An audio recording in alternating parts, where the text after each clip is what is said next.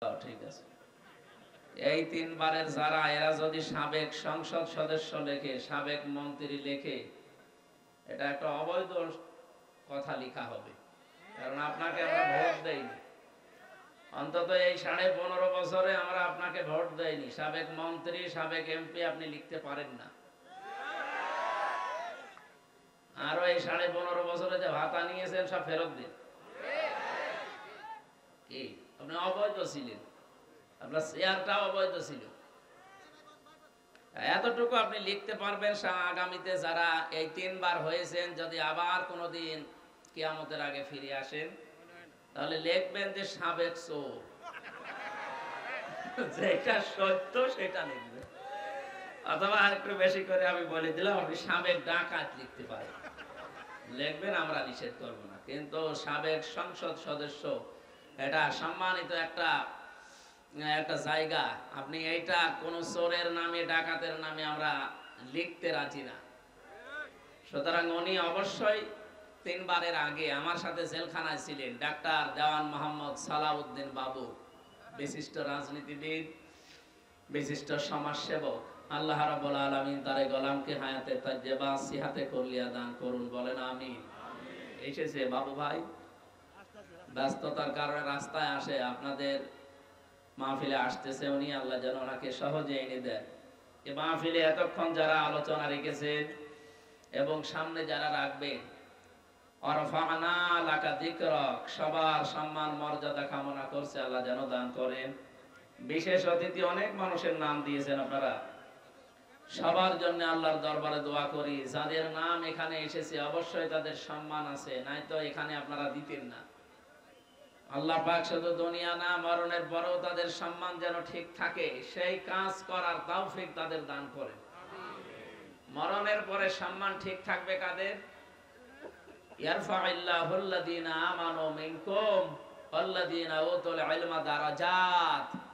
সূরা মুজাদালার 11 নম্বর আয়াতের মাঝের অংশে আছে, আল্লাহ বলেন আমি উঁচা করতেই থাকি। ইয়ারফা এটা মুজারি, বর্তমান ভবিষ্যৎ, প্রেজেন্ট ফিউচার।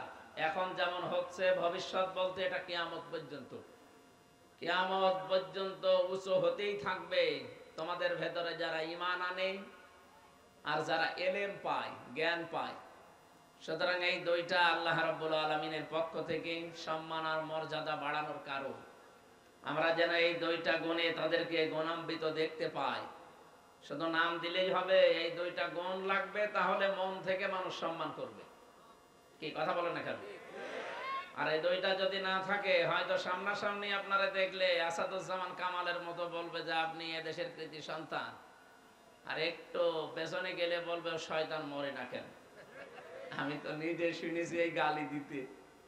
সামনাসামনি বলছে আপনি এদেশে না আসলে এদেশ ডুবে মরতো, পেছনে যে বলছে আল্লাহ এত মানুষ দেখো, এরে দেখো না, এরে তুলে নিতে পারো না। আমার দাদা, আমি জেলখানায় থাকতে দাদাটা মারা গেছে,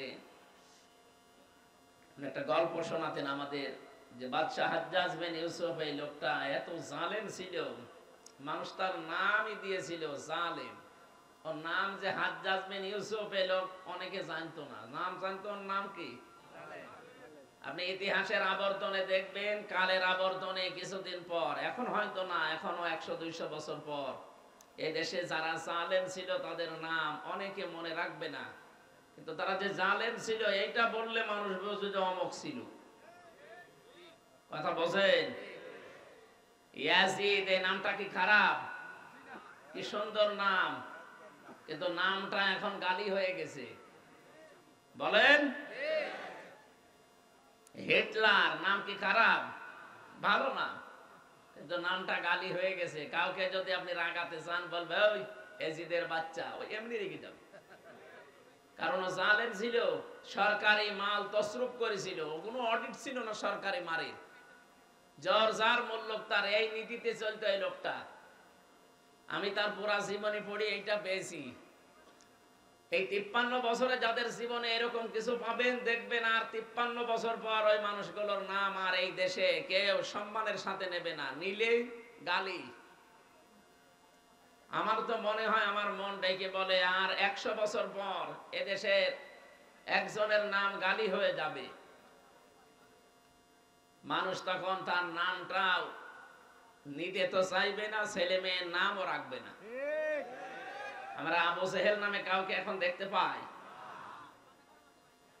এমনকি কোন হিন্দুকেও যদি বলেন যে ভাই ছেলে হয়েছে, আপনি অন্য ধর্মের লোক, এই 1000 টাকা দিলাম, ছেলের নাম আবু জেহেল রাখবেন, বলে ওকে নাম, এটা হিন্দু রাজি না। তাহলে আপনি যা করলেন, আপনি তো আবু জেহেলকে ছাড়িয়ে গেছেন। আমি আবু জেহেলের পুরা জীবনী পড়ে দেখেছি। তার যতদিন রাজত্ব ছিল 14টা কাজ করেছিল জনগণের বিরুদ্ধে। আর আমি এই যে পালিয়ে গেছে যা, এনার জীবনেও পড়েছি। এনার জীবনী পুরাটা এই 15.5 বছরে আমি 15টা অপরাধ পেয়েছি, বড় বড়, সব জনগণের বিরুদ্ধে। ও যদি 14টা করে ইতিহাস হয়ে থাকতে পারে, ইনি এক কাটি বেশি, 15টা, ইনিও ইতিহাস হয়ে যাবে। বলেন। সুতরাং আমাদের এখান থেকে শিক্ষা নেওয়া দরকার। পেয়াদারা এসে বলছে, বাদশাহ আপনার জন্য তো বাইরে যাওয়া যায় না, মানুষ শুধু গালি দেয় আপনাকে। গালি দেয় কে গো? আমি দেখবো। ছদ্মবেশ নিয়েছি, দাড়ি মাড়ি লাগিয়ে বিভিন্ন তালিযুক্ত পোশাক পোশাক পরে রাস্তায় গেছে। এক গ্রাম্য লোকের সাথে দেখা, বলছে এই বেটাই বাদশাহ হাজ্জাজ বিন ইউসুফ লোকটা কেমন? বলছে ও তো জালেম। কেমন? জালেমের বাচ্চা জালেম। বলছে আমার আর জিজ্ঞাসা করার দরকার নেই, যেই বলি আর এক কাঠি বাড়িয়ে বলি। রেগে গেছি, যাই আমারে চিনিস? না, আমি সেই হাজ্জাজ বিন ইউসুফ। ও চিন্তা করছে আমার তো মাথা থাকবে না, ডাক দিয়ে বলে বাদশাহ আপনি আমারে চেনেন? না, আমি এই গ্রামের ওই লোক যার মাসে 2 দিন মাথা খারাপ হয়, আজকে তার পয়লা দিন। ও তুই পাগল? কারে ধরলাম? পাগল বলে ওই দিন বেঁচে গিয়েছি, তাছাড়া বাঁচার কথা ছিল। আমরা এই 15.5 বছর পাগল বলেই বেঁচে আছি। এক কথা বলেন না কেন? নয়তো আমাদের অবস্থা ডক্টর শফিকুল ইসলাম মাসুদের মতো হইতো, আমাদের অবস্থাও দেলাওয়ারের মতো হইতো। আমরা পাগল বলে বেঁচে আছি। এই জন্যে পৃথিবীতে জালেম যারা সামনাসামনি হয়তো তাদের প্রশংসা মানুষ করতে পারে, দিন গত হয়ে গেলে এই মানুষগুলোর যে কত বদনাম, এই বাস্তব এখন আল্লাহ দেখিয়েছে।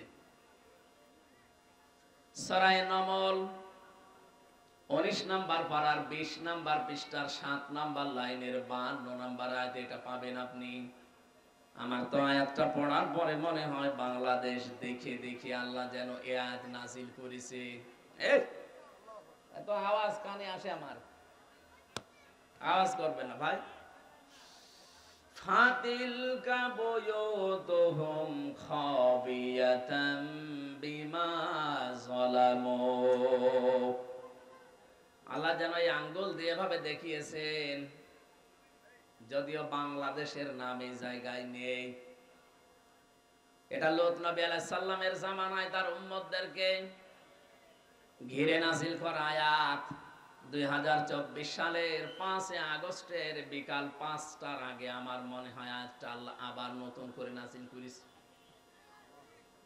আল্লাহ রাব্বুল আলামিন বলেন, এই সেই ঘরগুলো খাবিয়াতান, আমি জনশূন্য করে দিয়েছি, ওজার গৃহ বানিয়ে দিয়েছি, পরিত্যক্ত করে দিয়েছি, বিমা যালামু, এই জালেমদের জুলুমের কারণে।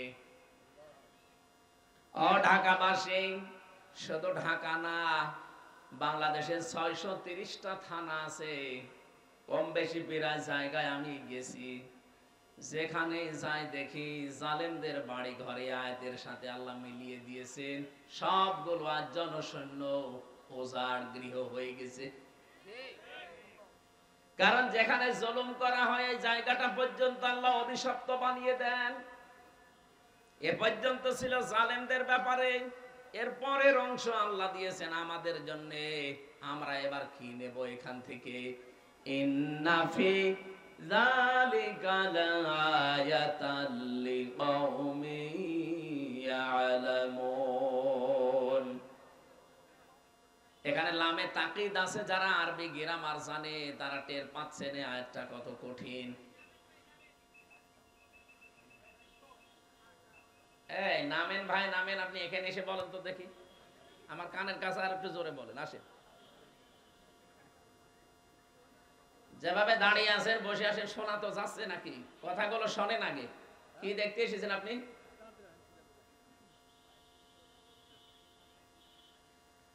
আল্লাহ রাব্বুল আলামিন বলেন এর ভেতরে শিক্ষা আছে অবশ্যই, যারা জ্ঞানী তাদের জন্য। আমরা জ্ঞানী মনে করি নিজেদেরকে। আমাদের এখানে শিক্ষা কি? আমাদের শিক্ষাটা হচ্ছে এই জালেমদের বিশাল শিকড় কিন্তু আল্লাহ অলরেডি কেটে দিয়েছেন।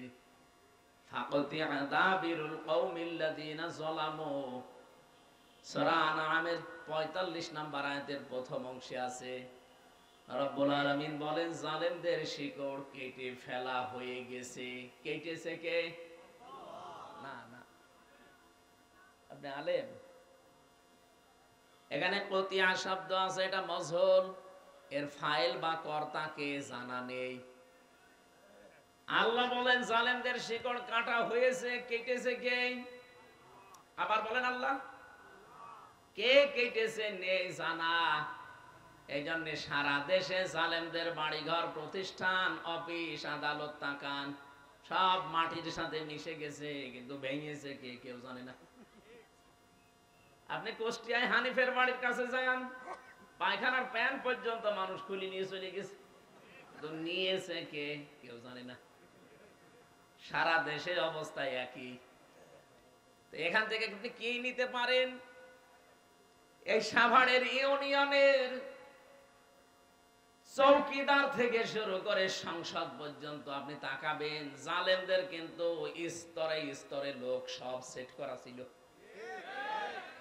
এখন আছে? এখন কেউ পরিচয় দেওয়ার মতো সাহস আছে? কোথায় পৌঁছিয়েছে আল্লাহ? খালি এই জুলুমের কারণে। কিসের কারণে? আল্লাহ এখান থেকে আমাদেরকে যেন বারবার তাকিয়ে, এতে দুই জায়গায় তাকিদ আছে, ইন্না একটা, লা একটা। আল্লাহ বলেন আমি তাকিদ দিয়ে বলছি, ভালো করে শোনো, অবশ্যই এর ভেতরে শিক্ষা আছে। যারা জ্ঞানী দাবি করো তাদের জন্য।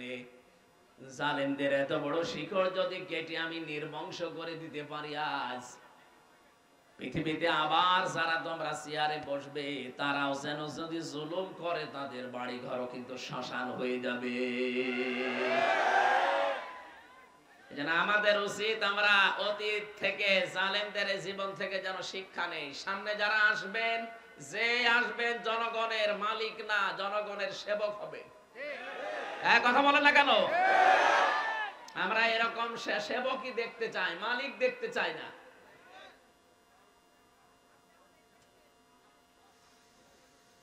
বাংলার জনগণ, এজন্য যাদের নাম দিয়েছেন, আমি শুধু তাদের দুনিয়া চাই না, আমি চাই দুনিয়া আখিরাত।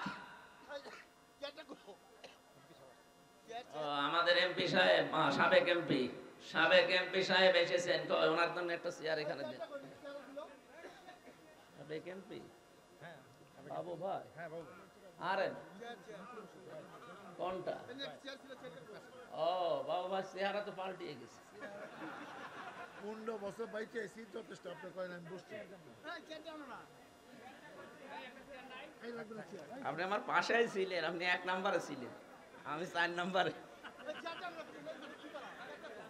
সুবহানাল্লাহ, আলহামদুলিল্লাহ, লা ইলাহা ইল্লাল্লাহ। সুবহানাল্লাহ, আলহামদুলিল্লাহ, লা ইলাহা ইল্লাল্লাহ, লা ইলাহা ইল্লাল্লাহ, মুহাম্মাদুর রাসূলুল্লাহ। সাভারবাসী, যে কথাটা বলছিলাম, যতগুলো মানুষের নাম আপনারা দিয়েছেন, আমরা চাই এদের সম্মান মর্যাদা এ দুনিয়া শুধু না, মরণের পরও যেন আল্লাহ জান্নাত পর্যন্ত টিকিয়ে রাখেন। বলেন আমিন। কয়টা জিনিস লাগবে জানো? 2টা। একটা ঈমান লাগবে নির্ভেজাল, যে ঈমানের ভেতরে শিরিক থাকলে চলবে না। এজন্য আমরা যারা এখানে সম্মান বাড়াতে চাই দুনিয়া আখিরাতে, এমন ঈমান আনা লাগবে, এমন ঈমানের দাবি করা লাগবে যে ঈমানে শিরিক নেই।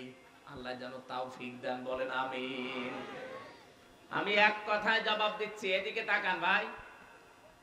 এমন এমন বাক্য বাংলা ইংরেজিতে পড়েননি, এক কথায়, এটা এক কথায়। আল্লাহ যেটা পারে ওইটা অন্য কেউ পারে, এই বিশ্বাস যদি কেউ করেন আপনি শিরিক করলেন। শিরিক যে করে সে মুশরিক। মুশরিক মারা গেলে বিনা হিসাবে বিনা বিচারে জাহান্নামে। আর ফতোয়া লাগবে নতুন করে? সুতরাং আমাদের সতর্ক থাকা লাগবে। যাদের ঈমান আছে, বেঈমান যারা ওদের কথা বাদ দিলাম, ঈমান যাদের আছে তারা যেন শিরিক না করি। আবার এক কথায় বলছি, আল্লাহ যেটা পারে ওইটা অন্য কেউ পারে, এই বিশ্বাস করার নাম কি? সন্তান দিতে পারে কে বলেন তো? কোন বাবা পারে? কোন পীর সাহেব? অনেকে এই যে বিভিন্ন সময় দেখে বলে, হুজুর আপেল পুড়ি দিন, আমার বারবার মেয়ে হয় যেন ছেলে হয়। আরে ভাই, আপেল পড়ে যদি ছেলে হইতো তো আমার 3 মেয়ে, আমি আগে খাওয়াতাম না? কোথায় পেয়েছে সব আপেল পড়া? সুতরাং এই কাজ করতে গিয়ে অনেকে ঈমান হারিয়ে ফেলছে বিভিন্ন ভণ্ড পীরের কাছে গিয়ে। কোন বাবা, কোন মাজার, কোন জিন্দা পীর, কোন মরা পীর পারবে না। সন্তান দিতে পারবে কে? এবার দ্বিতীয় পয়েন্টটা বলি, এটা ক্লাস চলছে, বলবো দ্বিতীয়টা। আলা লাহুল খালক ওয়াল আমর। আল্লাহ পাক বলেন, বানিয়েছি আমি, হুকুম চলবে আমার। সুতরাং আল্লাহর আইন এই জমিনে কায়েম করার জন্য যদি কেউ চেষ্টা করে, আপনি যদি তাকে উল্টা পাল্টা কথা বলেন, তার পেছনে না থাকেন, আপনার ঈমান নিয়ে সমস্যা দেখা দেবে, টানাটানি বাঁধবে। নিজে মানতে পারেন না সেটা আলাদা বিষয়, কিন্তু যারা চায় আপনাকে, তাদের পেছনে থাকা লাগবে। সূরা আরাফের 54 নম্বর আয়াতের মাঝে এই আয়াতটা আছে, আলা লাহুল খালক ওয়াল আমর। আইন চলবে তার, যিনি বানিয়েছেন, সৃষ্টি যার। ইনিল হুকমু ইল্লা লিল্লাহ। সূরা ইউসুফের 40 নম্বর আয়াতের মাঝের অংশে আছে, আল্লাহ পাক বলেন, আইন শুধুমাত্র চলবে আমার। এই জন্য আল্লাহর আইন প্রতিষ্ঠার কাজ করা, চেষ্টা করা, যদি না হয় ওটা আপনার বিষয় না, চেষ্টা করে যাওয়া ফরজ কাজ, নামাজের মতো। আল্লাহ তৌফিক দিন ঈমানের দাবি অনুযায়ী, বলেন আমিন। আজকের মাহফিলে উপস্থিত আপনারা কিছুক্ষণ আগে দেখলেন আমাদের প্রধান অতিথি এসেছেন, ডাক্তার দেওয়ান মোহাম্মদ সালাউদ্দিন বাবু। উনি কিছুক্ষণ থাকবেন। আমাদের তো সময় আছে আর আধা ঘন্টার মতো, আমরা ক্লোজ করবো আলোচনাটা। এরপরে আপনাদের যারা আলোচক আছে তাদেরকে নিয়ে চালান। যেহেতু গাজীপুরে আছি, আমি চলে যাবো ইনশাআল্লাহ। মাহফিলে উপস্থিত হয়েছেন আজকে আমার শ্রদ্ধাভাজন বড় ভাই জনাব জাহিদুর রহমান, দামাত বারকাতুহুমুল আলিয়া।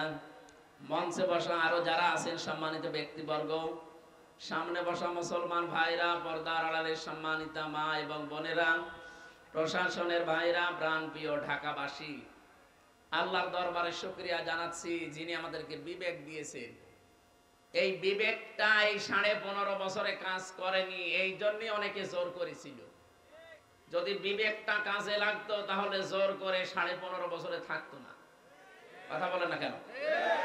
নবীজির হাদিস, ওই ইমামের প্রতি আল্লাহ সব সময় 24 ঘন্টা লানত বর্ষণ করতে থাকে। যে ইমাম জোর করে ইমামতি করে, তার মুসল্লিরা তার উপরে নারাজ। এখানে মুসল্লি মানে আপনার এই ঢাকা সাভারের এই জামে মসজিদের মুসল্লি না, আর ইমাম মানে হামজা না। এখানে ইমাম মানে রাষ্ট্রের ইমাম, সমাজের ইমাম, পরিবারের ইমাম। যে ইমামের প্রতি, নেতার প্রতি, দায়িত্বশীলের প্রতি, তার অধীনস্থ যারা আছে তারা সঙ্গত কারণে নারাজ, ও যতদিন জোর করে দায়িত্বে থাকবে ততক্ষণ আল্লাহর লানত তার উপরে পড়তে থাকবে। এদেশের 100 জনের আমার মনে হয় কমপক্ষে 96 জন, আপনি জরিপ চালান, এদেশের 100 জনের 96 জন যে 2 বোন পালিয়ে গেছে তাদের উপরে নারাজ ছিল। আপনি জরিপ চালিয়ে যদি আরো বেশি পাবেন, হয়তো আমি একটু কম বললাম। 100 জনের 96 জন মুসল্লি যেখানে আপনার উপরে নারাজ, আপনি জোর করে যতদিন ছিলেন বিশ্বাস করেন হাদিস অনুযায়ী আল্লাহ 24 ঘন্টা আপনার উপরে লানত দিয়েছে। দ্বিতীয় পয়েন্ট হচ্ছে যেই মানুষগুলো পৃথিবীতে জালেম হয় তাদের উপরে আল্লাহ নিজে কিয়ামতে মামলার বাদী হয়ে দাঁড়াবেন। আপনি টের পাচ্ছেন কি বললাম? এটা সূরা শূরা 25 নাম্বার পারা 6 নাম্বার পৃষ্ঠার 13 নাম্বার লাইনের 42 নাম্বার আয়াতের প্রথম অংশে আছে, ইন্নামাস সাবিলু আলাল্লাযিনা ইয়াজলিমুনান নাস। আল্লাহ কিন্তু ইয়াজলিমুনাল মুসলিমুনা দেননি। এদিকে তাকান, ইয়াজলিমুনান নাস দিয়েছেন। নিশ্চয় যারা এই পৃথিবীর ময়দানে মানুষের উপরে জুলুম করছে ভবিষ্যতেও করবে। যেহেতু ইয়াজলিমুন এটা মুজারে, বর্তমান, ভবিষ্যৎ, প্রেজেন্ট, ফিউচার। প্রেজেন্ট মানে এখন, আর ফিউচার মানে কিয়ামত পর্যন্ত। এই আয়াত কতদিন থাকবে? কিয়ামত পর্যন্ত এই আয়াতের হুকুম থাকবে। সূরা শূরার এই 42 নাম্বার আয়াতটা পড়লেই কেন যেন আমার ভয় করে। আল্লাহ বলেন আমি নিশ্চয় কিয়ামতের দিন মামলা দায়ের করব তাদের বিরুদ্ধে যারা মানুষ হয়ে মানুষের উপরে জুলুম করছে এবং ভবিষ্যতেও করবে বলে নিয়ত করছে। আল্লাহ ইয়াজলিমুনা না দিয়ে জালেম শব্দটা যদি দিতেন তাও তো অর্থ হয়ে যেত অন্তত মাজি বা পাস্ট, অতীতের অর্থ হতো।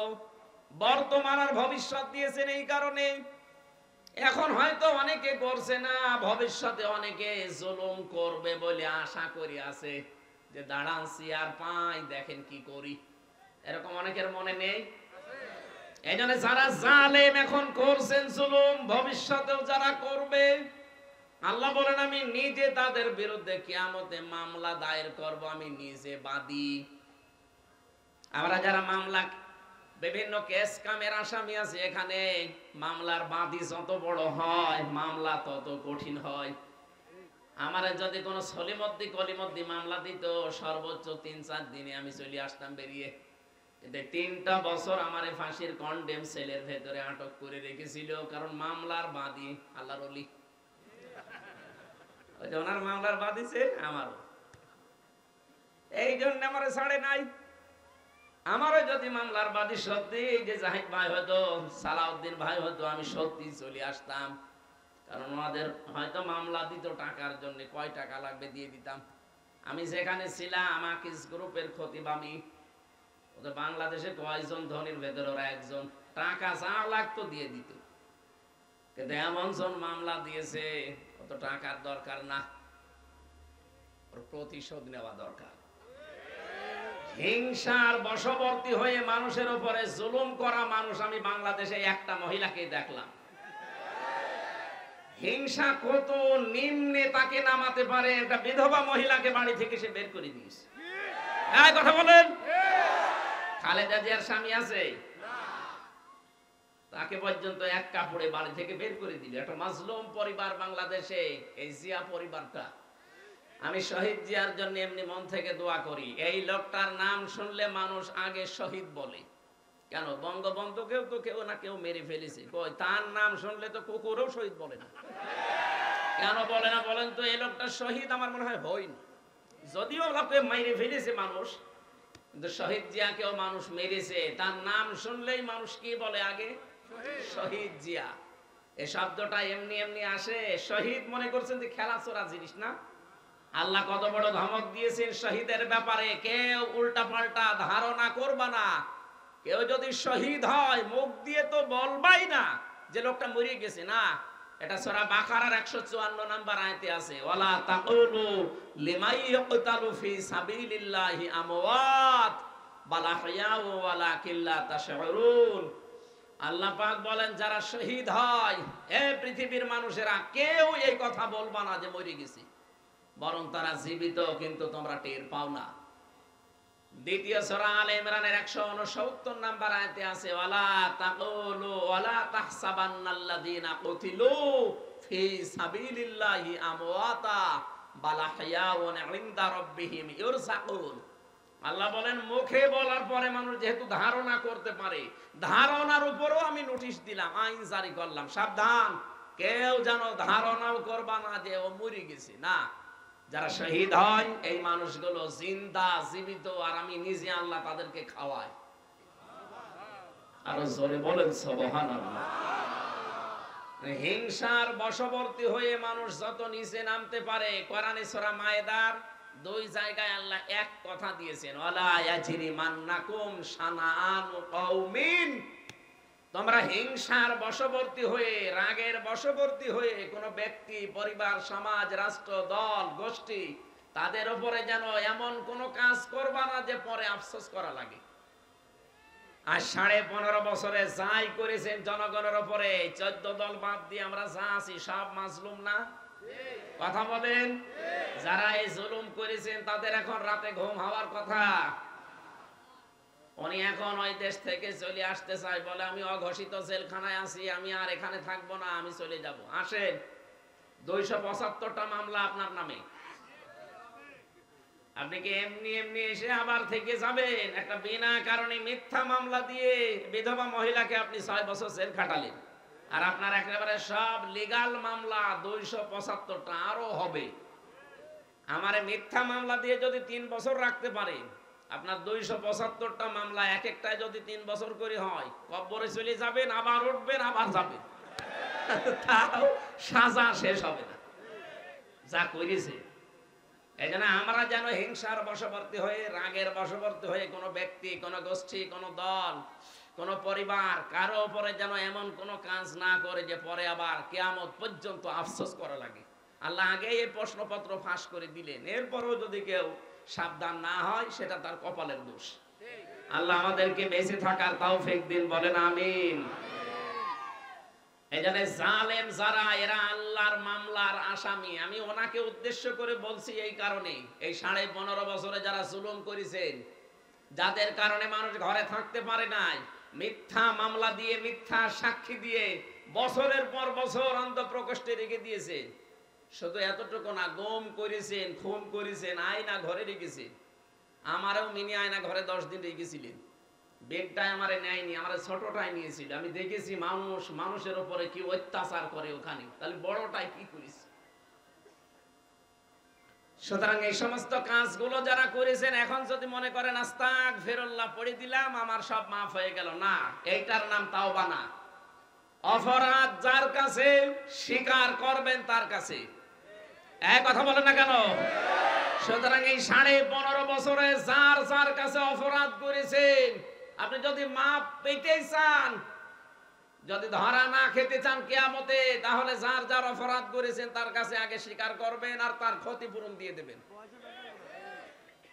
আমি জেলখানায় এক ওসি পেয়েছিলাম, মানে আমার মাঝে মাঝে কন্ডেম সেলের ভেতরে আমার কাছে এসে বলতো, হুজুর আমি এই যে নির্বাচনে এর আগে যেটা বাইরে ছিলাম, ওই যে রাতের ভোট দিনে হয়ে গেল না, আমার রাত 12টার পর থেকে আমার যা লোকজন আছে, আমি আল্লাহর রাস্তায় ভোট কাটা আরম্ভ করলাম, ফজর পর্যন্ত এই কাজ করলাম, বাক্স ভর্তি করে পাঠিয়ে দিলাম।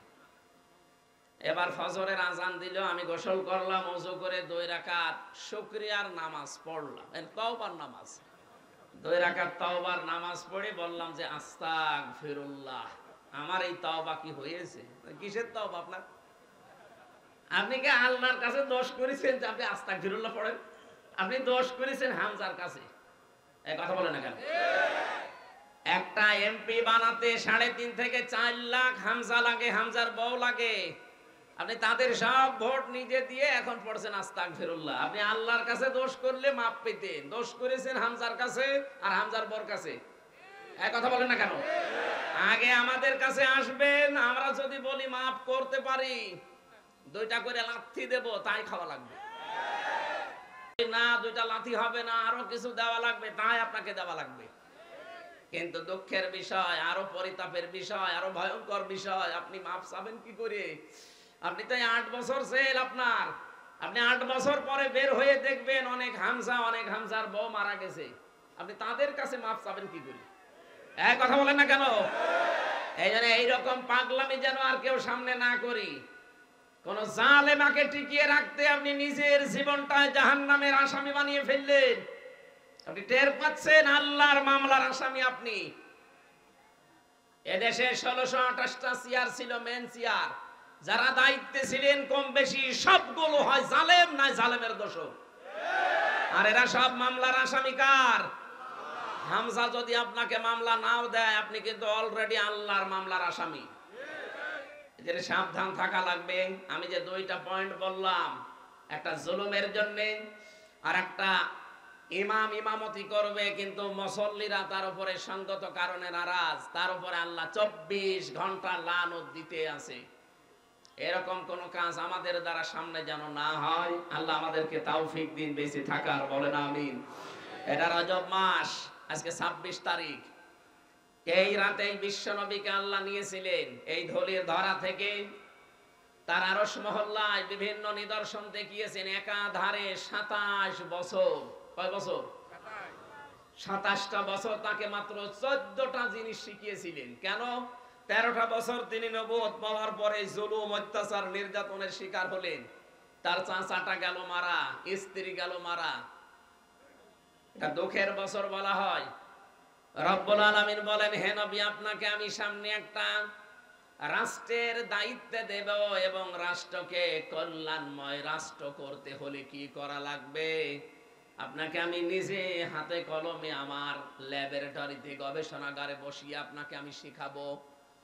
বিশ্বনবী মুহাম্মদ রাসূলুল্লাহকে আল্লাহ নিয়ে গেলেন লিনুরিয়াহু মিন আয়াতিনা ইন্নাহু হুয়াস সামিউল আলিম। আল্লাহ বলেন, আমার বিভিন্ন নিদর্শন তাকে দেখিয়েছি, জান্নাত, জাহান্নাম, পুলসিরাত, মিজানের পাল্লা, সবগুলো তাকে দেখালাম। এখান থেকে একটা তথ্য আমি বের করেছি, এদিকে তাকান। আপনারা হয়তো চিন্তা ভাবনা করলে আপনার জ্ঞানেও আসবে। মিজানের পাল্লা আমরা সে জন্মের পর থেকে নাম শুনছি। মিজানের পাল্লা মানে কি বলেন তো? দাড়ি পাল্লা অনেকে মনে করে যে দাড়ি পাল্লা। মিজানের পাল্লা মানে দাড়ি পাল্লা না। মিজান মানে মানদণ্ড। মিজান মানে কি বলেন বলেন? কিয়ামতের ময়দানে আল্লাহ এটা সেট করবে আপনার নেকি আর বদি ওজন করার জন্য। এইটাই তো আমরা জানি নাকি? এক কথা বলেন না কেন?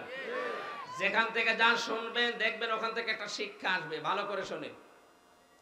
বলেন তো, কিয়ামতের দিন আল্লাহ পাক মাপ দেবেন মিজানের পাল্লা। আমরা যেটা বলি মিজানে, কি মাপবেন? আমল। আমল কি? আমল মানে বাংলায় কি? কাজ। বলেন বলেন, এ পর্যন্ত বুঝেছেন কিনা বলেন? আমল মানে কি?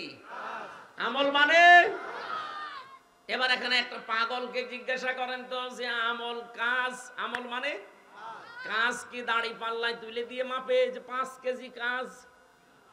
কিভাবে মাপে? কাজ মাপে গুরুত্বের ভিত্তিতে।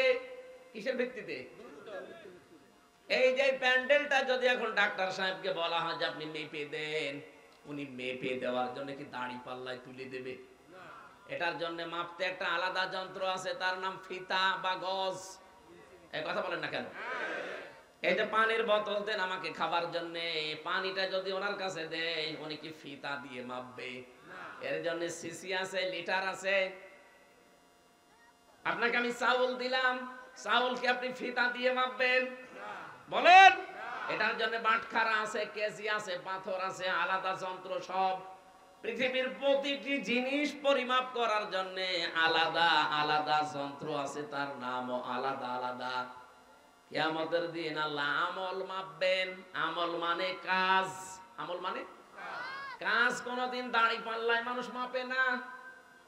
কোনদিন চিন্তা করেছে এই শব্দটা নিয়ে যে কিয়ামতের দিন আল্লাহ মিজান সেট করবে?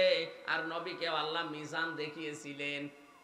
কাজ কোনদিন মানুষ দাড়ি পাল্লা দিয়ে, সিসি দিয়ে, স্ক্যান দিয়ে, পাথর দিয়ে, কেজি দিয়ে মাপে না। কাজ মাপতে হলে লাগে গুরুত্ব। কি লাগে? গুরুত্বের ভিত্তিতে কাজটা করা লাগে। এটা মাপতে হয় গুরুত্ব দিয়ে। তাহলে গুরুত্বের দিক থেকে আপনার জীবনে যেই কাজগুলো আল্লাহ আগে দিয়েছেন, ওই কাজগুলো আপনি আগে করবেন। গুরুত্বের ভিত্তিতে কাজ আগে না করে কম গুরুত্বপূর্ণ কাজ যেগুলো, ওগুলো যদি আগে করেন, জীবনেও কোনো জিনিস আপনি টেকাতে পারবেন না। এই যে মঞ্চটা, এর আসল গুরুত্বপূর্ণ জিনিস হচ্ছে সামিয়ানার খুঁটি। এই কথা বলছেন না কেন?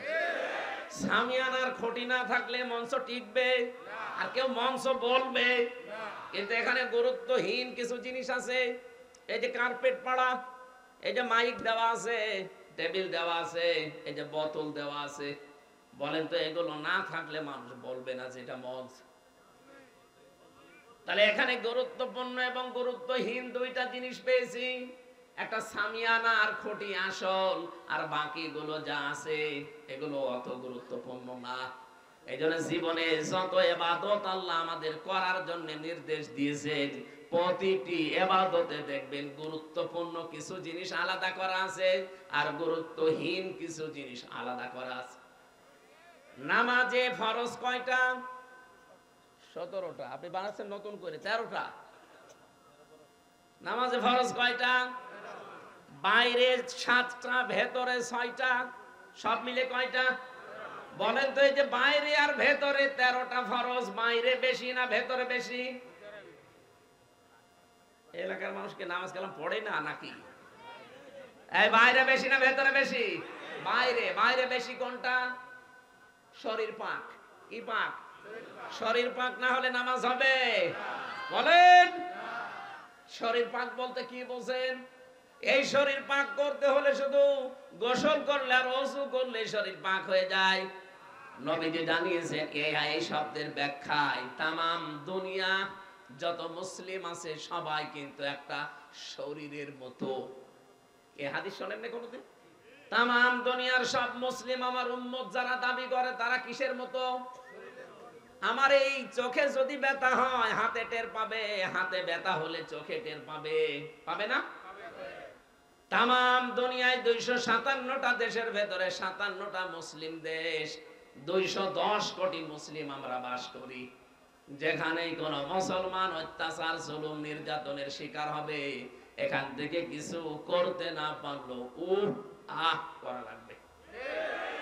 এখান থেকে যদি ওগুলো না করে বলেন যে যা করছে করুক, লা ইলাহা ইল্লাল্লাহ, আপনি বুঝতে হবে আপনার এই জায়গাটা প্যারালাইজড হয়ে গেছে অথবা অকেজো হয়ে গেছে, এই জন্য আপনার হাতে টের পাচ্ছে না। আমার এই হাতে যদি এখন প্যারালাইজড হয়ে যায়, এই হাতে আপনি যত আঘাত করেন এই জায়গাটা কিন্তু টের পাবে। আরো জোরে বলেন। আমেরিকা যারা অত্যাচার করে, গাজায় যারা অত্যাচার করলো, ফিলিস্তিনে এখনো যারা অত্যাচার চালাচ্ছে, বাংলাদেশেও যারা অত্যাচার করেছে, এই দৃশ্যগুলো দেখে যদি কোনো মুসলমান বলে না ওটা আমার দলের না, ওটা আমার লোক না, যে যা করছে করুক, আমি তো ভালো আছি, আপনি মনে করবেন আপনার এই জায়গাটা প্যারালাইজড হয়ে গেছে আপনার ইমানের ভেতরে। প্যারালাইজড তিনি যেমন নিজে নড়তে পারে না একজনের সাহায্য ছাড়া, আপনার যে ইমান, এই ইমান দিয়ে আপনি জান্নাতেও যেতে পারবেন না। আমার প্রথম পয়েন্ট ছিল আপনার শরীর পাক, এটা আমি বোঝাতে উদাহরণটা আনলাম। শরীর বলতে যেহেতু তামাম দুনিয়ার সব মুসলিম একটা শরীরের মতো, এখন আমি এই সাভার জামে মসজিদে নামাজ পড়তে যাব, এদিকে তাকান। নামাজ পড়তে যাওয়ার সময় দেখি সামনে একজন মহিলা বেপরদা, মাথায় কাপড় নেই, বুকে ওড়না নেই, এমন কায়দায় দাঁড়িয়ে আছে। আমি যদি বলি নাউজুবিল্লাহ আস্তাগফিরুল্লাহ, এইভাবে মহিলারা চলাফেরা করে, এই দেখে আমি চলে গেলাম। মনে করেন শাবনূরের মতো একটা মহিলা এরকম বেপরদায় দাঁড়িয়ে আছে, নামাজে দাঁড়িয়ে যদি আপনি সূরা কিরাত তেলাওয়াত করেন আলহামদুলিল্লাহি রাব্বিল আলামিন, আপনি যতই আল্লাহর ওলি দাবি করেন মনে মনে খেয়াল করবেন যে আমি কি দেখি আসলাম। বলেন তো এখন কি ওই শাবনূরকে মেরে ফেলা লাগবে? না, তাকে পবিত্র করা লাগবে। তাকে পবিত্র করার মাধ্যম আল্লাহ দিয়েছেন পর্দা। কি বলেন? বলেন। ওকে পর্দা দেওয়ার ক্ষমতা আমার আছে? সালাউদ্দিন সাহেবের আছে? না, রাষ্ট্রের আছে, এবং তার দায়িত্বশীল যারা তাদের আছে। সুতরাং এই দায়িত্বশীল গুলোকে দায়িত্বপূর্ণ আচরণ করা দরকার, আর এই রাষ্ট্রকে এমন জায়গায় দেওয়া দরকার রাষ্ট্র যেন তাকে পবিত্র করে পর্দার বিধান দেয়। নামাজে দাঁড়াবার সময় যদি ওইরকম কিছু বাঁধেও, বাঁধবে তো না, বাঁধবে কিন্তু ফাতেমার মতো দেখতে মনে হবে। হযরতে ফাতেমা যখন বাইরে যেতেন তখন যেমন পর্দা করে যেতেন, ওরকম রাস্তাঘাটে দেখবেন কিন্তু শাবনূর না, দেখবেন আপনি ফাতেমা। নামাজে দাঁড়াবেন কিন্তু আপনার ওই খেয়াল আর আসবে না, কারণ আপনি দেখে এসেছেন হয় নিজের খালা নাই নিজের মেয়ে। আমার বোঝানোর বিষয় ছিল 13টা বিষয়, যেহেতু ফরজ নামাজের ভেতরে, এই 13টা ফরজের একটা ফরজ আপনি আদায় করেননি, 12টা আদায় করেছেন, আপনার নামাজ হবে? বলেন বলেন। এখন যদি বলেন না আমি 12টা আদায় করলাম, একটা করি নাই, অন্তত 12টা সওয়াব দেন, কি হবে? না। এটা যেমন সহজে বুঝলেন। হ্যাঁ, 14টা ওয়াজিব আছে, যদি আপনি একটাও ছেড়ে দেন আপনার নামাজ হবে, কিন্তু জরিমানা দেওয়া লাগবে, সিজদা। কি দেওয়া লাগবে? বলেন বলেন। সুন্নত আছে 12টা, নামাজ ভেঙে যাওয়ার কারণ আছে 19টা। এর ভেতরে যে কোনো একটা যদি ছেড়ে যায় আপনার নামাজ কিন্তু বাতিল হয়ে যাবে 19টার ভেতরে। 13টা ফরজ যেমন গুরুত্বপূর্ণ সামনে রাখা লাগে, এরপরে ওয়াজিব, এরপরে সুন্নাত, এরপরে মুস্তাহাব, এরপরে নফল, এরপরে মুবাহ, সব সিরিয়াল করা আছে। ফরজ বাদ দিয়ে বাকি কোনটা যদি ছেড়ে যায়, সিজদা দিলে, জরিমানা দিলে নামাজ আদায় হয়ে যাবে। কিন্তু 13টা ফরজের একটাও যদি বাদ যায়, আপনি যত সুন্দর করে নামাজ পড়েন আপনার নামাজ পড়াটা বাতিল, একটা সওয়াবও হবে না, জিরো। বলেন, শূন্য, কিচ্ছু পাবেন না। এই পৃথিবীতে ঠিক আমার আল্লাহ ফরজ বিধান দিয়েছেন 500টা। কয়টা? বলেন বলেন। এই পুরা কোরআন শরীফে 500 বিধান আছে শরীয়তের। এইগুলো আমাদের ব্যক্তি, পরিবার, সমাজ আর রাষ্ট্রে সব দেখাতে হবে আল্লাহকে। আপনি 499টা মানেন, একটা মানেন না, নিজে তো মানেন না, আরো বিরোধিতা করেন। বুঝবেন আপনার 12টা ফরজ আদায় করে একটা ফরজ আদায় না করলে যেমন একটা সওয়াবও হয় না, জিরো হয়। কিয়ামতের দিন আপনাকে যখন মাপ দেওয়া হবে মিজানের পাল্লায়, পুরাটা জিরো। এই কথা বলেন না কেন?